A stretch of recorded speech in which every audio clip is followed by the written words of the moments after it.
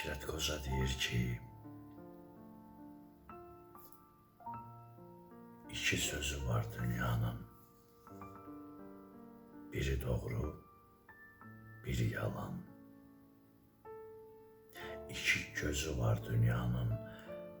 Biri gece, biri gündüz. İki yolu var dünyanın. Biri eğri, biri de düz. Dünya ilə bir yaranıbdı bu şəklər, bu bölgülər. İki günü var dünyanın. Biri ağlar, biri gülər. Bir təsəlli var dünyada. Biri gedər,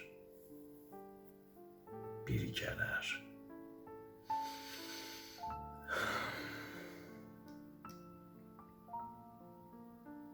Biri gedər, biri gələr.